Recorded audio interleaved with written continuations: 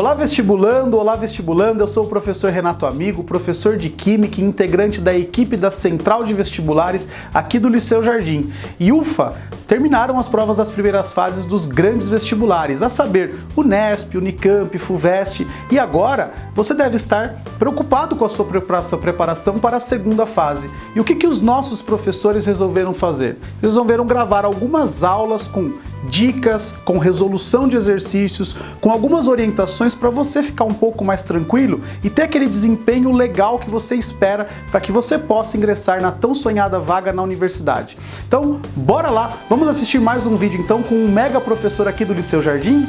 E agora o vídeo será apresentado pelo professor Marcos, professor de literatura do Liceu Jardim.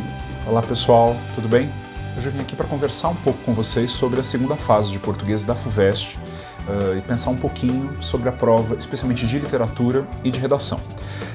Eu acho que talvez uma dica interessante para você que está se preparando para essa prova é a gente pensar naquelas obras literárias obrigatórias da lista da Fuvest que não caíram no exame de novembro, que não caíram na primeira fase, então há muita chance, muita possibilidade dessas obras aparecerem em questões na segunda fase. Então eu queria destacar aqui para vocês três romances importantes para os quais você tem que dar um pouco mais de atenção, começando pelo Curtiço.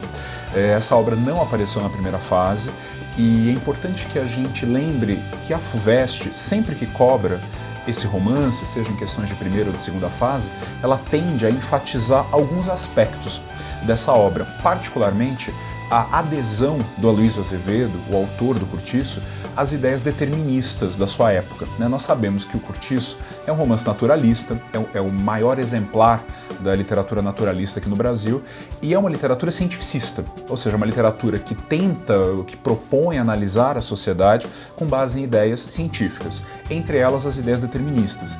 Então é importante que você saiba, a partir de trechos do romance ou a partir de algumas personagens, identificar onde está essa concepção determinista e que tipos de determinismo são esses.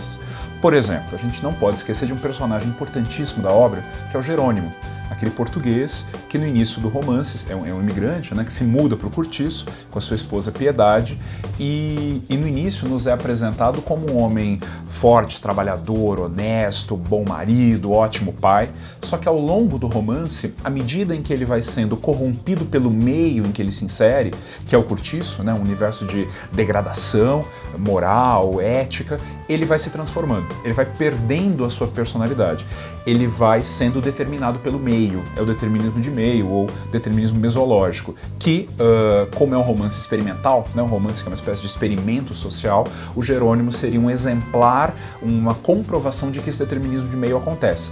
E a sua trajetória de decadência, de acordo com o romance, ela é, digamos assim, ela encontra o seu ápice no momento em que ele é seduzido pela Rita Baiana.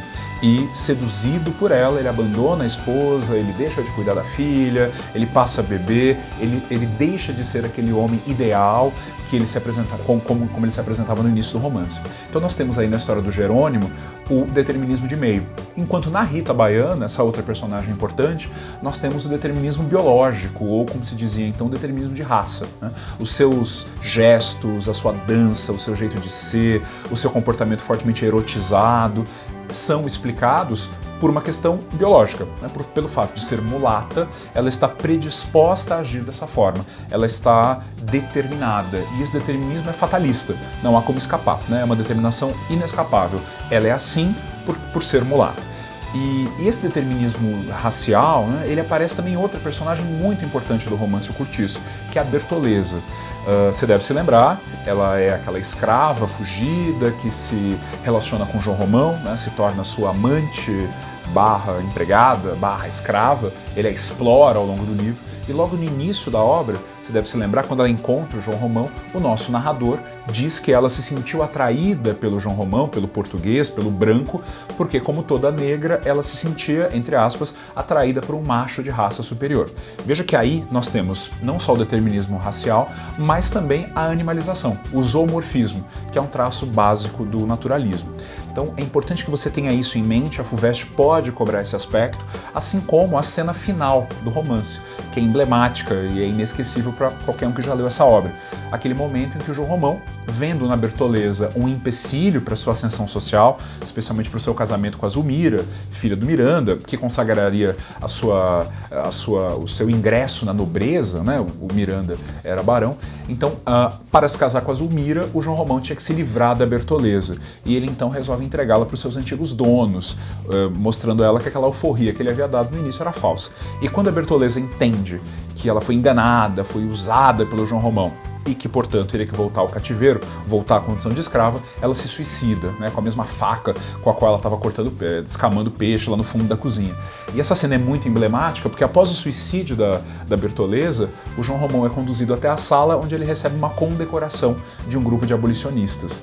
Ou seja, nós temos ali um personagem que quer ser moderno, né, que quer aparentar-se um homem de ideias progressistas, um defensor da causa abolicionista, mas, ao mesmo tempo, na sua cozinha há uma escrava ensanguentada. Então, é interessante perceber como a Luísa Azevedo nos mostra essa difícil combinação, que é muito brasileira, entre modernidade e atraso, entre modernização e esse ranço escravocrata.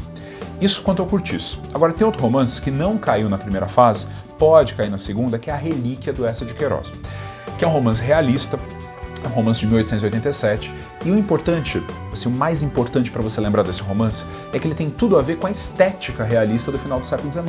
O Eça de Queiroz é o maior autor realista de Portugal. E nesse romance a gente encontra muitos aspectos que podem vinculá-lo a essa estética.